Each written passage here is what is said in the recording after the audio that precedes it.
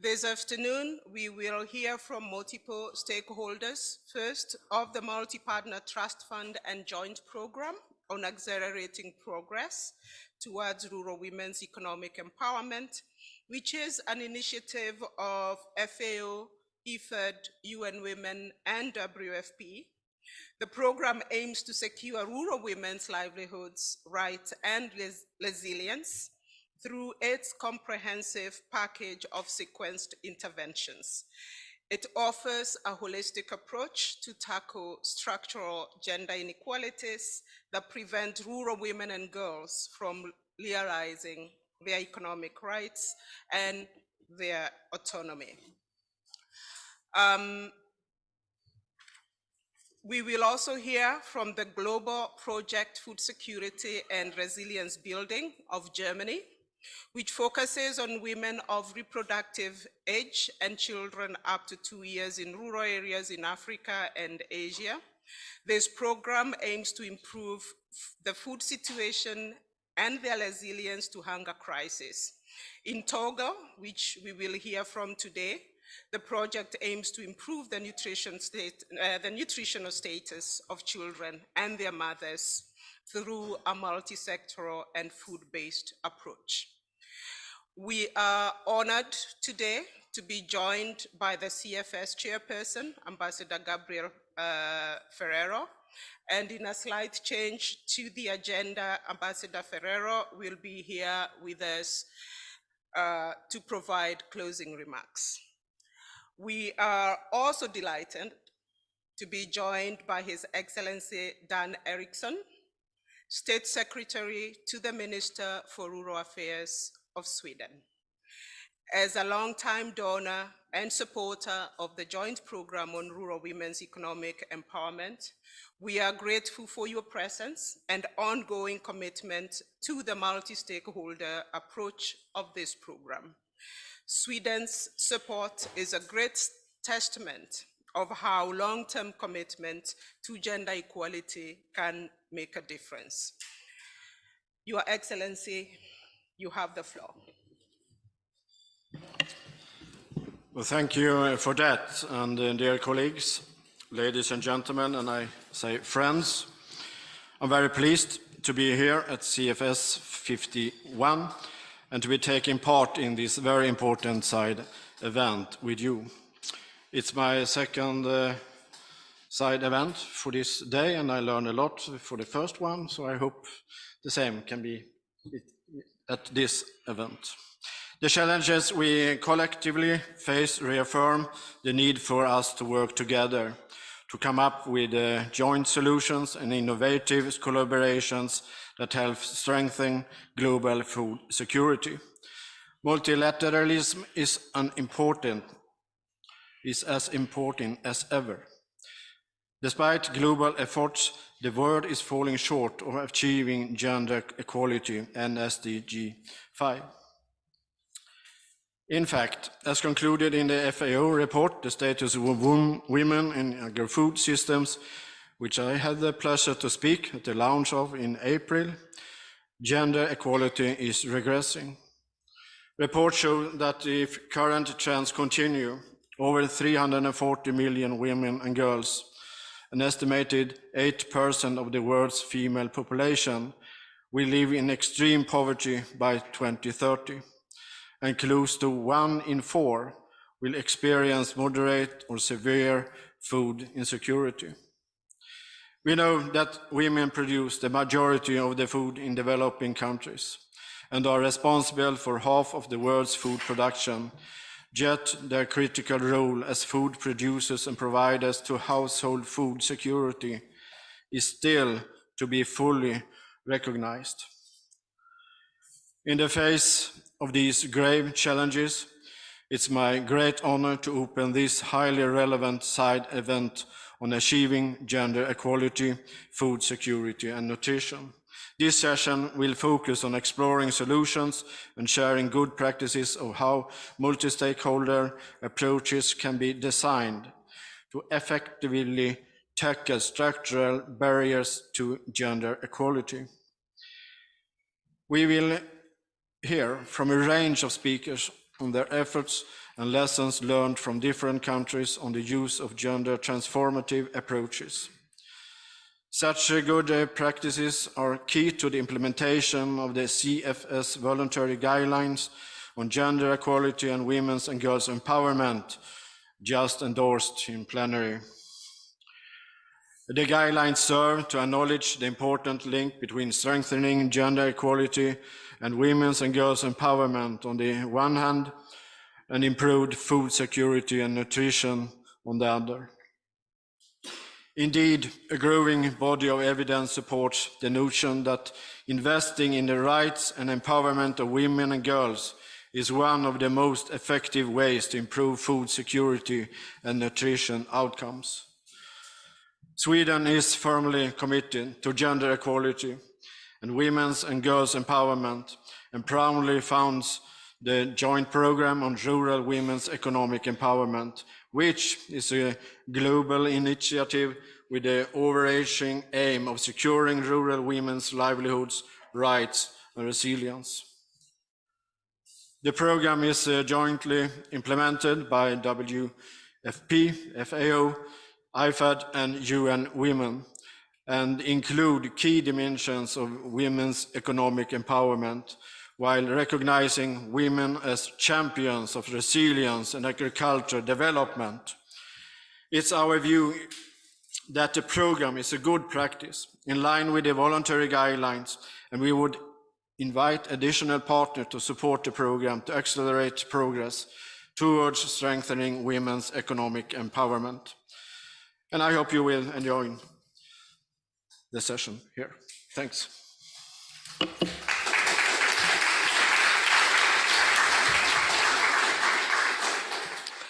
Thank you very much, and especially for highlighting the important role that women play in agri-food systems, and reiterating that the best investments that we can actually make for food systems transformation is investing in women and girls. I would now like to invite Renata Heilen, who's the Principal Administrator, European Commission Directorate General for International Partnerships. Thank you so much for joining us, and I invite you to take the floor. Yeah, thank you very much, moderator. A great welcome also to everybody here in the room and in the virtual room, and I'm very honored to provide the co-opening remarks here. The event endeavors to show some of the multi-stakeholder initiatives and approaches aiming at advancing gender equality, food security, and nutrition. We have already applauded the endorsement of the voluntary guidelines earlier today. Gender equality, women's and girls' empowerment, food security, and nutrition are complex and include sensitive and interconnected issues. Navigating these different layers requires knowledge, experience, and collaboration. The voluntary guidelines are an example of a multi-stakeholder initiatives in that sense, and the result of long and at times hefty negotiations. At CFS 50 last year, we heard many expressions of support for concluding the work on the guidelines in national and regional statements, and for the first ever cross-regional statement delivered in the CFS context. There was sincere commitment to gender equality and recognition that the complexity and sensitivity of the matters deserves longer and deeper discussions. And the CFS has offered, once again, an inclusive space to discuss and search solutions for challenges in the context of food security and nutrition that require multilateral and multi-stakeholder responses. The EU, along with its member states, commit to leverage these guidelines to realize our collective aspiration for zero hunger, gender equality, and partnership for the goals.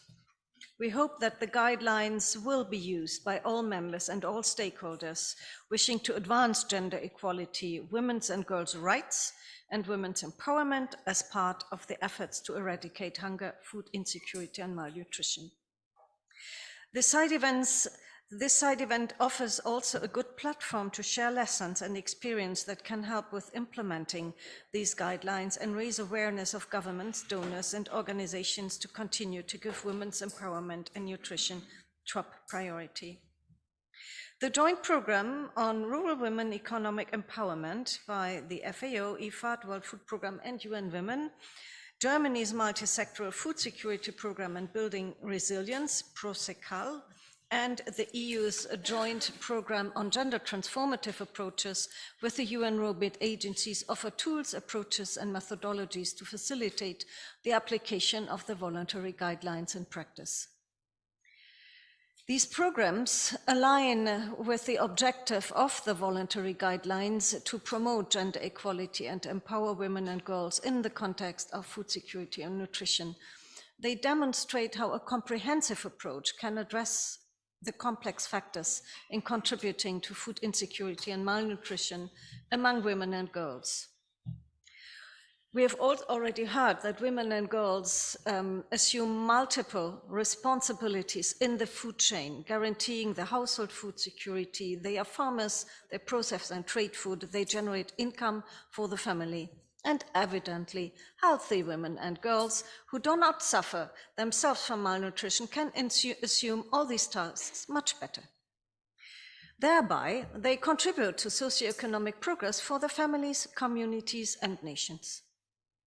There is ample evidence-based data through studies and reports that raise awareness of the benefits of moves towards healthier and environmental sustainable food production and consumption for individuals. We expect decision makers, including politicians, to use the data and information to enhance women's food security and nutrition. Following the endorsement of the voluntary guidelines, the use of the minimum dietary diversity for women indicator, one of the initiatives we will learn about at this event, could be promoted as an appropriate indicator to monitor impact and progress towards achieving SDG 2. Including such a healthy diet indicator is crucial to well-position healthy and sustainable diets within the international agenda and to lay the groundwork for future developments. The aim is to empower women by addressing multiple aspects of their lives, including the quality of their diet, to ensure a healthier and more equitable future for all. The new guidelines are a baseline. They provide a valuable framework in an area where no such guidance has existed so far. Any committed actors, governments and donors can evidently go further in their policies and programs. As EU, we are committed to extending our support to gender transformative approaches. This is a term that was not accepted in the guidelines. Term and concept. And we are pleased that we have already been able to work with the FAO, the World Food Programme, and IFAD on that. Thank you.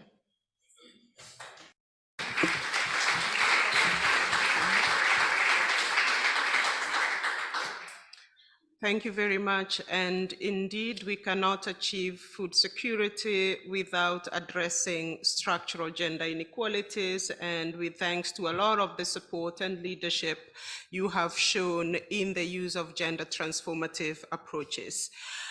So the guidelines endorsed this morning are a lighthouse to guide us as we do the work that we do. But impact must happen with and for women and girls on the ground.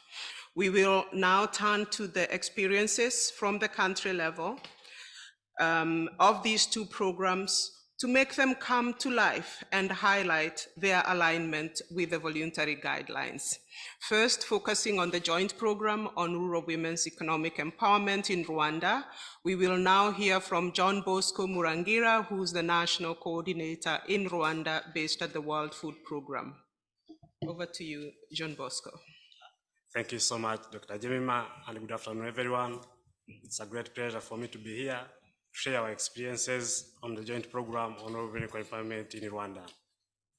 As it was rightly mentioned, we are implementing this program which aims to secure the rights rights and resilience of rural women, and also in our implementation, we implement in line with the 4 intermarked outcome areas. One focuses on increased food security and nutrition. Outcome 2 focuses on increased income and economic autonomy. Outcome 3 focuses on women's leadership and participation, as well as the creation of a gender-responsive policy framework. In Rwanda, this program will target women with high levels of poverty, food insecurity, as well as poor nutrition.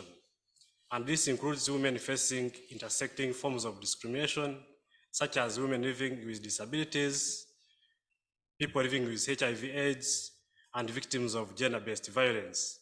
So in our targeting, we have been dealing with people who are having special needs and vulnerabilities. Also, as it was rightly mentioned, as a holistic program, there are many components, program strategies, as well as approaches. But today, allow me to focus on our initiative of working with cooperatives, which are the core of the GPLE approach. Phase 1 of the joint program in Rwanda, which started in 2015 and we concluded in 2021, we managed to reach more than 18,000 beneficiaries. And we managed to group them into more than 51 cooperatives that are currently sustainable and also being linked to other multiple opportunities. To mention also that phase 2 of the program, which we have just recently started, we have managed to enroll more than 8,000 direct beneficiaries. And from this start, we are seeing more than 200 groups being coming together, which we shall continue to accompany to make sure that at the end of 5 years, we shall be able to have also cooperatives that will be sustained and having multiple opportunities. According to global evaluation of phase 1, the cooperative approach actually emerged as a very powerful transformative element. Not only did the cooperatives facilitate economic empowerment, but they also contributed to building women's social capital. In Rwanda, the cooperative model works at multiple levels to enable women to overcome barriers of gender equality. And to achieve this, we actually managed to do a number of activities which I would like to share with you. One, there was a lot of emphasis on capacity and skills development in production techniques, including nutrition-sensitive agriculture and climate-smart technologies. Also, interventions were around post-harvest handling as well as production transformation for rural women products. Also, access to information and formal credit and financial services was very key, as well as access to inputs and agricultural technologies. Linking these groups to extension services and local development planning services also was another core element of this program. To mention that access to markets, including development linkages to larger sustainable markets, was very transformative and very much also appreciated by these women and their cooperatives. To start with, we had these women groups that were informal and they started by micro-learning between themselves. And getting access to credit and micro-loans created a stronger trust amongst themselves. And catching up from here, we had to build on individual collective skills, and GPLE supported the groups to become formally structured and recognized by the Rwandan government. This brought women into mainstream and opened greater access to formal credit, information, services, as well as other greater economic opportunities. To mention that, empowering women through having access to savings and credit enabled them to purchase small livestock, which provided manure that increased yields, as well as vegetables and for livestock production. Women adopted various improved production techniques, such as irrigation and the use of biofertilizers, which led to increased productivity. And we are happy to see that at the end of the phase one of this program, more than 80% had increased their agricultural production. Also, more households started to consume proteins such as eggs and meat, as well as fruits and vegetables from the kitchen gardens also that the program helped them to set up and sustain. The ending the end survey findings also show that improved intuition led to less expenditure on health services, and more disposable income was available for women to purchase food and other items like supporting their children with the school fees as well as on health insurance. And to mention that most of them and the majority of these beneficiaries could actually access these services from the government. And now we're happy to see that they are able to sustain themselves. Also important to mention is that women used savings and credit from the cooperatives to buy additional communal land, which has also facilitated increasing production as well as income generation. I would like to highlight that it was also through cooperatives that women were able to engage with multiple actors involved in the economic empowerment. For example, if I can highlight microfinance institutions that we try to bring together so that we can work together to provide trainings around financial literacy, capacity building, and also they could encourage these women to have banker accounts and also introduce them to mobile banking and train them around designing viable micro projects, of which they were also able to access financing, where actually majority of them could access microfinance lendings for the very first time. Important to mention that the use of ICT and digital services transformed the way women work, the way women save, and this saved time and also increased the access to information. Engaging with the private sector, including suppliers and other off-takers, was also very key. And one of the biggest challenges that women were facing was trying to move out of small-scale production and move further up to the value chains in the economic actors. I can mention that the capacity building provided by the program around production led to women producing higher quality produce in greater quantities, as well as enabled them to engage with markets beyond small-scale local markets. This includes supplying to school feeding programs as well as initiatives, and the majority of food manufacturers in Rwanda have been linked to these smallholder farmers and their cooperatives. Also, others managed to enter into formal contracting to supply their produce to larger buyers that offers premium prices. Critical to this was advocacy with suppliers, which the program did, as well as linking and engaging them with other key off-takers involved in this sector. Of course, I have to mention that we also worked extensively with the government throughout implementation of this program, ensuring that cooperatives become embedded in the government systems, including in planning, and also we're able to make sure that these cooperatives have interventions around the proximity of the extension services. Also working with agro-dealers, which played a big part in building their confidence, as well as in land use and farming systems. Before I conclude, I would like to mention that cooperatives has been a very transformative approach, and also working with multiple stakeholders have managed and helped us to yield maximum results that we have seen out of transformation for the women-supported cooperative. And also we have seen knowledge transfer from the supported cooperative to the nearby communities, and we aim to scale this further as we implement phase 2 of this program. And allow me to welcome here the video of one of the participants so that you can watch what the cooperatives have managed to help them to achieve. I really appreciate and thank you so much. This was very appreciated, and I'm happy to learn from you and from this audience. Thank you so much.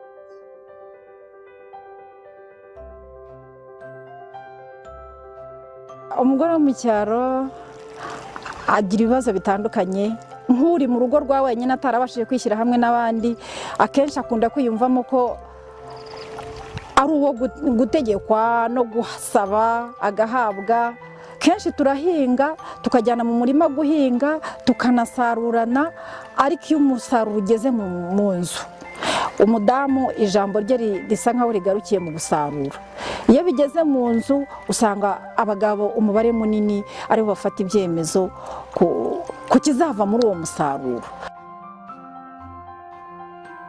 ariko bano barwika bikunda kumpugura ku bijyanye n'ubuhinzi bw'imboga n'imbuto niko narushagaho kumenya buryo ki igihingwa cyitabwaho kikiri gito twahoraga mu bihombo duhinga bikuma twongera tugatera nkaho byagize ngo bigeze igihe cyo kurabya bikuma ariko aho rero tuboneye aya mahirwe ariko twakomeje kubigaragaza ndetse barabanza batuzanira amarozwari nayo dushyiraho ukabona ntibikunda batuzanira rwiduha na moteri zuhira nazo noneho zije tubona ama essence kuhira rimwe bigasaba amafaranga agera mu bihumbi 6-7 baduha iyo mirasire kuvana imirasire tuyibonye rero tukuhira ubuzima bwarahindutse twatangiye kubikoresha mu kwezi kwa 2 nibwo byari birangiye dutangiye kuhira ariko muri uko kwa 2 hari ibyo twari twateye duhinze nk'abahinzi basanzwe tubikomezanyamo n'amazi nyine ntibyigera bibura amazi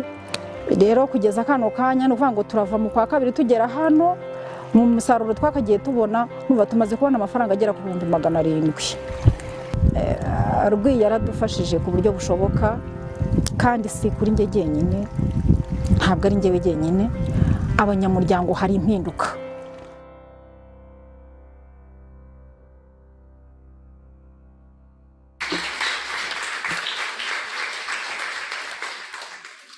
Thank you very much, John Bosco. Good afternoon, everyone, and namaste. My name is Rachana Bhattrai, and I have coordinated... I don't know what happened. Yeah, but I wanted to thank John Bosco for really bringing this to the reality on the ground, but also to Goretti and that powerful message, because what we really see is women as agents of change. What we see is the power of women's collective action. And what we see is what our role is. It is really accompanying women and girls as they work towards their empowerment, and how we facilitate this process for them to access and have control over their resources, their labor, their time, and their own nutrition. So with that, I'll now turn to our video from Rachana Bhattrai, who's the Joint Program on Rural Women's Economic Empowerment National Coordinator for Nepal, and a staff of UN Women who, as you've seen, is joining us on video.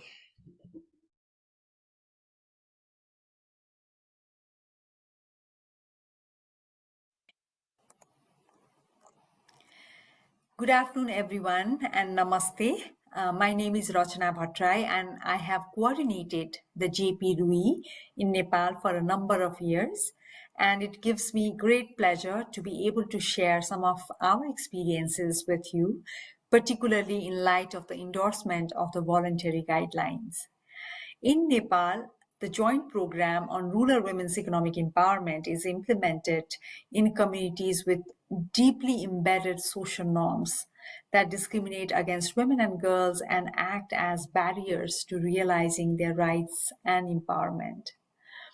The majority of women are not even allowed out of their homes without the permission of male family members. And these women are not able to engage in economic activities or travel to markets, and are often excluded from accessing inputs and services for agriculture production. At meal times, women are usually the last to eat whatever is left over. So given this context, one of the core approaches of the JP Rui is to engage men and boys in working to change social norms. We do this through engaging faith leaders and local leaders, and engaging men at household and community levels. We carry out awareness-raising community sensitization and the use of in-depth community empowerment methodologies such as the Gender Action Learning System, known as GALS. GALS enables families to sit together and analyze their household dynamics and envision a more equitable future. In the first phase of our program, the GALS qualitative assessment found, among other things, that the process had resulted in men willingly taking on domestic chores such as child caring, sharing agriculture activities, and making economic decisions together with their wives. We saw that when women are empowered and their role as economic actors was valued and recognized by men, their confidence and self-esteem and willingness to take on leadership roles was transformed. The JP also takes a human rights-based approach to programming. Women participants are made aware of international and national legislation and trained to advocate for their rights, including the right to food and the right to economic security. This is then followed by leadership training for women. We also ensure men are included in raising awareness about women's rights. For example, we held a year-long Sahiho, in Nepali we call it Sahiho, and in English it is That's Right campaign, which involved a series of messages through radio, TV, billboards to address negative social norms, alongside community meetings and focus group discussions with men. At the policy level, the JP Rui is implemented as a pilot initiative for the gender-responsive implementation of the Agriculture Development Strategy, which is a 20-year strategy of the government of Nepal. This strategy focuses on a number of areas, including women's farmers' leadership, access to finance, and access to resources and inputs. We carry out training in women's rights for the local government to support implementation of the strategy, as there is often a knowledge gap which hinders the implementation of gender-responsive policies. Training is also carried out on gender-responsive planning and budgeting, and we have seen a number of local governments subsequently allocating budgets which have enabled women to access the inputs and services they need to increase in their production and access markets. Promoting women's voice, agency, leadership, and participation is fundamental to the model of the JP Rui. Women's direct engagement and participation in government consultations has been key.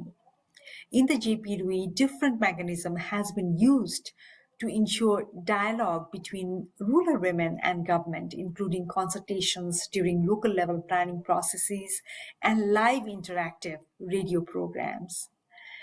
The work done under the implementation of the strategy also contributed women standing for local elections, some of them whom were elected as ward members.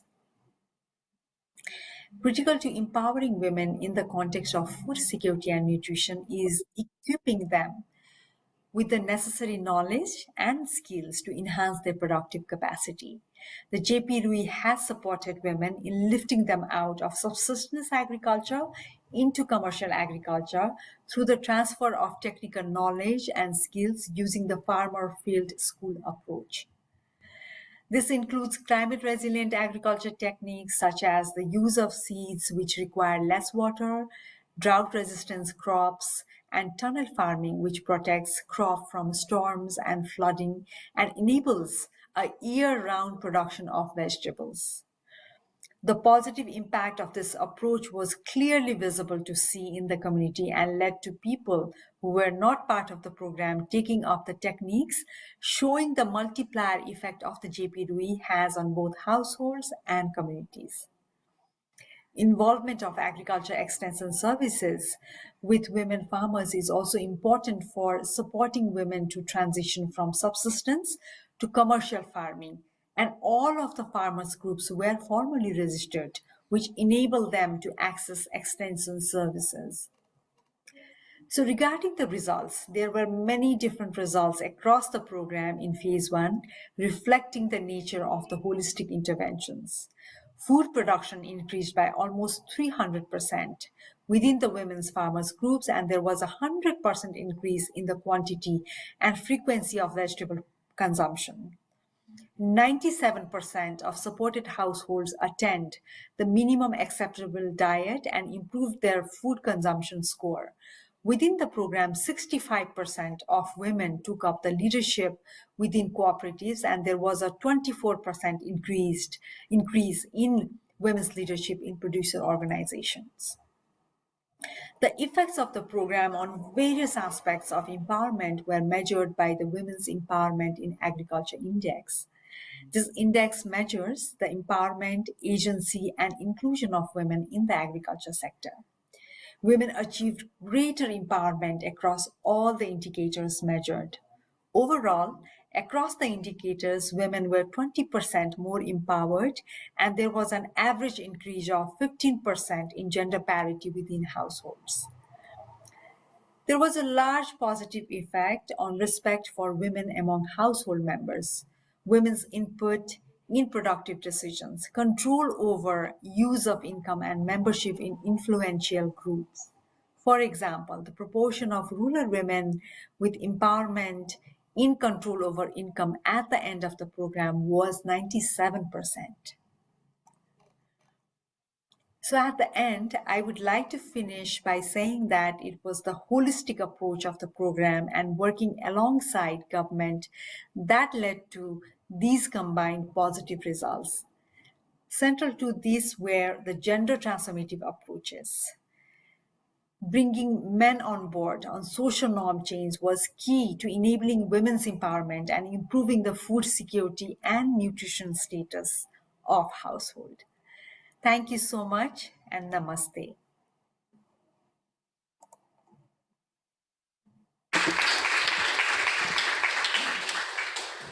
With many thanks to Rachana, especially for highlighting the engagement of men and boys as participants and as allies for gender equality at community level, as well as in these halls and rooms as well. So I do also recognize the allies for gender equality that are here with us, reminding us that gender equality is the responsibility of all of us.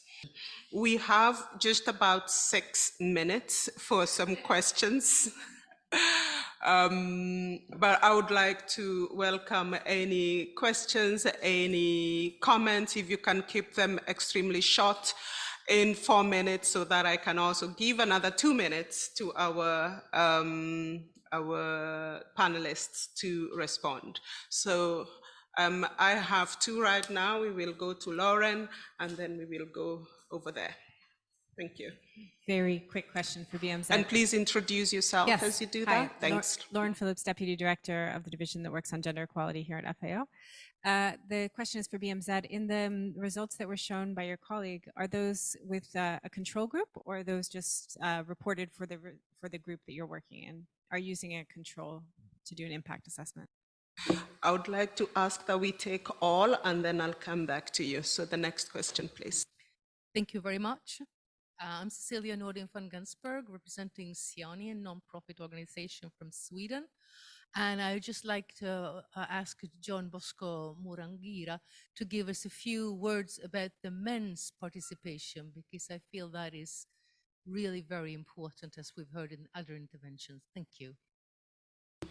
Thank you. Any other questions? And I'm told we also don't have questions online. I will take that as an indicator that the panelists were very clear and succinct. And what I will do is just go from John Bosco to the end, even if there was no question for you. If you have one last remark that you would like to make in this last few minutes of the session, please do. So John Bosco from Sicilia, if you have a word on women, on men's participation in Rwanda. Thank you so much. That's a great one. And I would like to mention that in Rwanda, actually, right away from the targeting, at least 30% of our beneficiaries of the program are men. So, and 70% are women. And among the main interventions that we have seen, as I mentioned, because of men engage approach that we are approaching, we are using to make sure that men can embrace the empowerment of women, but also become gender champions to advocate for the interventions. We have seen, like I mentioned, like 3 concrete examples maybe that we have seen. One, we have seen confirmation that more than 75% of unpaid care work that was a burden to women have reduced in the households. Also, men are confirming that they are participating into the unpaid care work at household level, and hence giving women more ample time to participate into income-generating activities. Another element we have seen in Rwanda is reduction of gender-based violence. Because there was some social norms that when men could see women going into cooperatives, into groups, into GBL interventions, then it could be somehow resistant. But when they start to see the benefits of the program and transformational change happening at household level, then they had to embrace the program. And we have seen this being very transformational. Number 3, we have seen the leadership and participation of these women whom we said were very vulnerable. But when men have been seeing that these women are changing and everything is happening, then we are seeing a spillover effect into even our communities. And we're happy to say that even at local levels, they're requesting that more men should be considered to be part of the program because of the benefits we are seeing. So men engage approach has been very, very transformative, and we carry it forward for phase 2. Thank you. Thank you very much, John Bosco, and especially bringing this issue of unpaid care work, how we reduce, but also how we redistribute, and the role of men and the importance of engaging men and boys. Renata, would you like to have a last word? Yeah, we have voluntary guidelines now. They remain paper with some ink on it if we don't use them. So I would plead to everybody to use the voluntary guidelines in the programs that are out there to see what could be adapted, and encourage everybody in your environment to use it. And also, I wanted to laud the CFS multi-annual work plan that will be discussed probably tomorrow, I think. There is one work strand now, which is called uptake, which I like very much, because we have a lot of voluntary guidelines and policy recommendations, and the added value of them and their use on the ground is not always clear. So among these, among this work stream to support the uptake and to check where we stand, there is a forum on the uptake of the gender voluntary guidelines foreseen in 2024. And I have already recommended to my own headquarters that we need to engage there. Thank you. Thank you very much, Renata. And I think the key message being, if we do not implement the guidelines and make the commitments to actually do it, they will remain words on paper. And I can tell you, we didn't spend 2 years getting here for them to just remain words on paper. So that's a challenge to all of us. Thanks, Renata. State Secretary, any final thoughts? Thanks. I don't think I understand the question, but I have something to say. I worked for about 10 years with the women in the slum areas in the international organization Slum Dwellers International. And my experience is from all these years that when the women takes the power on their own, they can change. You must think so, take the power of your own. Perhaps all these guidelines and the governments can help in some situation, but the most important is to take the power themselves. And these saving groups, for example, they save money to build their first house for their whole life. Perhaps after 60 to 70 years, they build their first house with water and sanitation. That is succeed. That belongs that women take the power in their own hands. And that's why I see that the women are there. It's necessary to have the women in the front, Because when the men see what happens really, when women themselves can, in this saving group, for example, fix new house, real house for the first time, water, sanitation, then they follow. So I think the women is the most important. You have the power. We are just standing by. Thank you, State Secretary. And please do not just stand by, be allies. When women have control over their lives, the world can change. And when men are with us as allies. Thank you so much. To you, and you have a specific question from Lauren. Thank you very much. My words summing up would be political commitment, action, and monitoring, and that means what I've already explained. So we have the voluntary guidelines now, we have a political commitment, but we have to bring that into action. We have to use gender transformative approaches, including men in the actions, very important.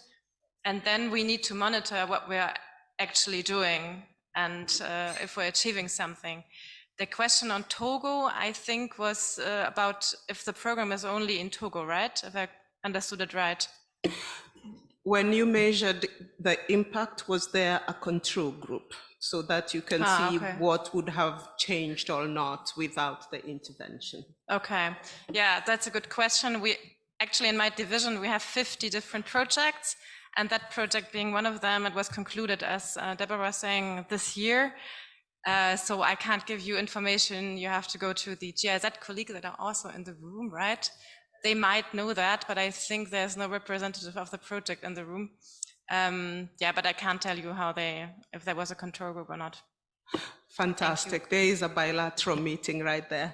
I would now like to turn to Beatrice, and Beatrice joined us to respond to any questions that were there for Rachana. She is this technical advisor for targeting gender and social inclusion at IFAD. Any words from you, Beatrice? Thank you, Jemima. Perhaps I can add something to the question related to men's involvement, because this has been a very distinctive feature of the joint program on rural women economic empowerment. And we learned a lot during phase 1, so we tried to step up our engagement in this sense during phase 2. So what we piloted in phase 1 has been a household level approach. So really trying to get both men and women within the household to sit together to analyze their respective aspirations, understand workload divisions within the household, understand different livelihoods patterns so as to favor their ability to plan joint livelihoods. And as a consequence of that, understanding what were the gender-based issues that were hampering their ability to achieve the life of their dreams, basically. So we mostly used the gender action learning system approach, which Rachana mentioned in her intervention because it was piloted in Nepal, but actually even in Rwanda we have used this methodology quite extensively, and it has been very interesting to see the type of results that it has generated, because it linked to changing behaviors. And behaviors for what? Behaviors for improved nutrition, behavior for improved ability to take decision, increased respect, that, as John Bosco mentioned, that turned out to be a reduction in patterns of gender-based violence, ability of women to go where they want. In the case of Nepal, we had several women beneficiaries that were not allowed to get out of their home without the mother-in-law or the husband's permission. So we're talking about very powerful changes that have enabled to gain more voice, more decision-making power, and hopefully in a sustainable manner, because when you change behavior, you really change things in the long run, right? So these changes are there to stay. So as mentioned, this has been an initiative in a few countries in phase 1, but now we're adopting this approach in a more consistent manner in phase 2, trying to use it in I guess all the countries that are benefiting from phase 2. Thank you. Thank you very much, Beatrice. As we are waiting for Ambassador Ferrero, any more questions? Oh, there you are. Oh, thank you so much, and apologies, I didn't see you there. What I would like to do is really thank Sweden, Norway, the Bill and Melinda Gates Foundation, who have been ardent supporters of the joint program on rural women's economic empowerment. Thank our partners, FAO, IFAD, and WFP. It is really the power of the UN system coming together, working closely with governments and other stakeholders to really facilitate and support the empowerment of rural women. With thanks to GIZ and BMZ for sharing the insights on your work on nutrition. And while we have been able to share a snippet of these two programs, what they do show us is how we can actually elegantly bring together to life the voluntary guidelines and the different elements of the voluntary guidelines in a holistic manner, and to show the impact that we can have on the ground. We know we need to take an intersectional approach. We know we need to take a much deeper approach that also engages men and boys. We know that we can and do have to facilitate women's rights and empowerment, including their voices, their agency, and their political empowerment. And we are actually calling on other partners, including donors, to really support the scaling up of this program to other countries to reach more women. With that, it gives me great pleasure to pass the floor to Ambassador Gabriel Ferrero, the chair of CFS, for closing remarks. Congratulations, Ambassador, on the endorsement of the voluntary guidelines. It is really your commitment to gender equality and your steadfast bringing together countries and stakeholders that we actually can witness this historic day when we have the guidelines endorsed. So thank you for your time and being with us, and the floor is yours. I thank you very much indeed, dear Jemima, and thanks for being here. Also Carla from New York, from UN Women, State Secretary of Sweden, and representatives of BMZ and the German government, the European Union, WFP, FAD, and FAO. I'm so delighted to be here today at this side event to actually celebrate what already has been achieved this morning, just a couple of hours ago. Friends, we made it. We did it.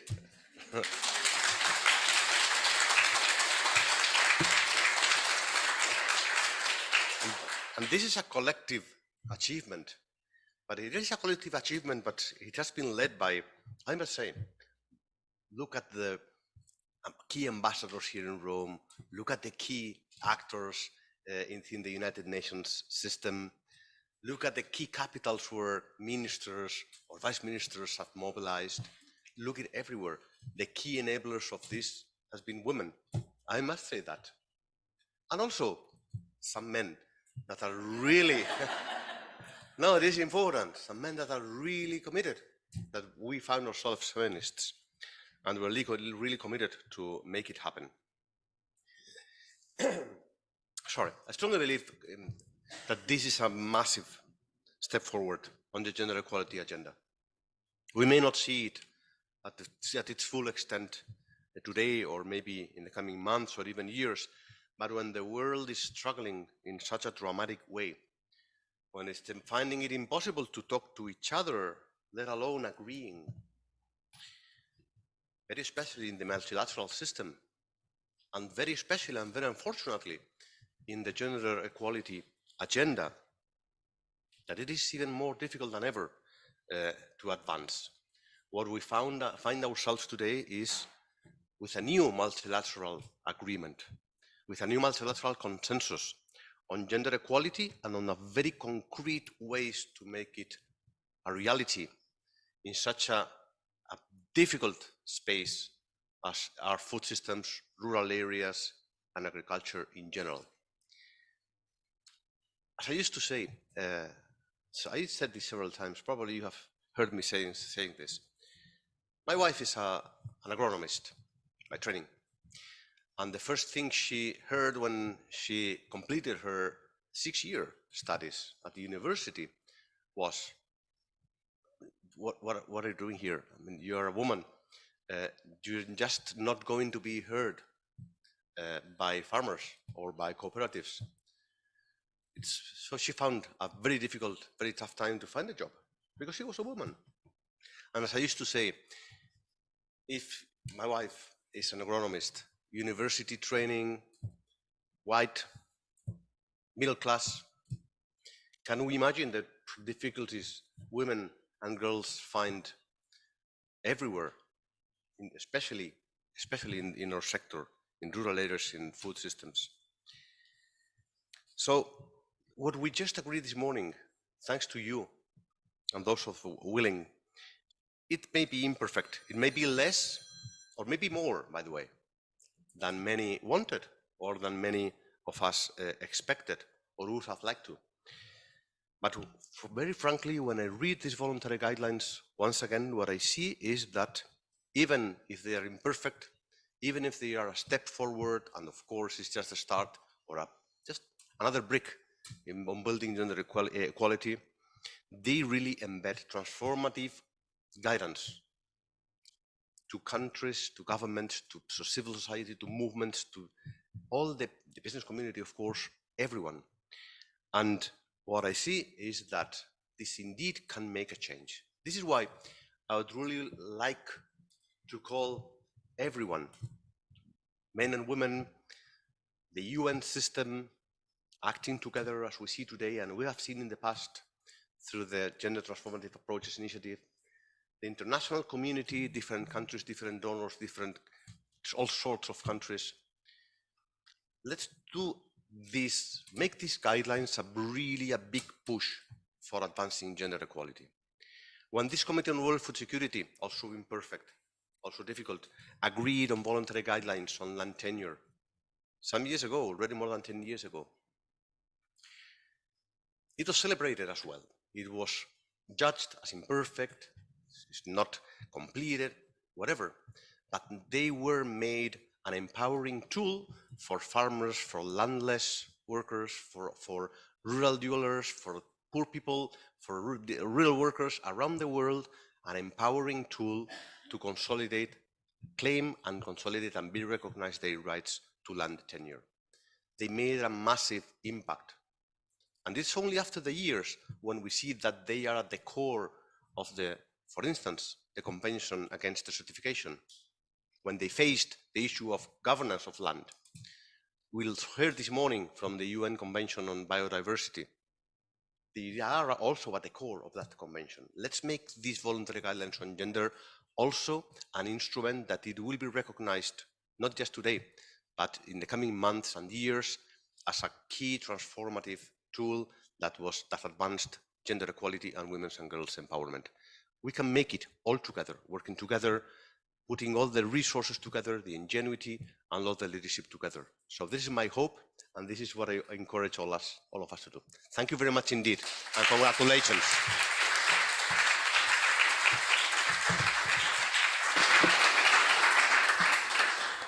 Thank you very much, Ambassador, and for that call that it's on all of us to bring the guidelines to life in our work. With that, thank you all so much for joining us. I want to thank those who have joined us online. It's been a pleasure being your moderator. I am Jemima Njuki. I serve at UN Women in New York as the Chief of Economic Empowerment. Thank you so much for being with us.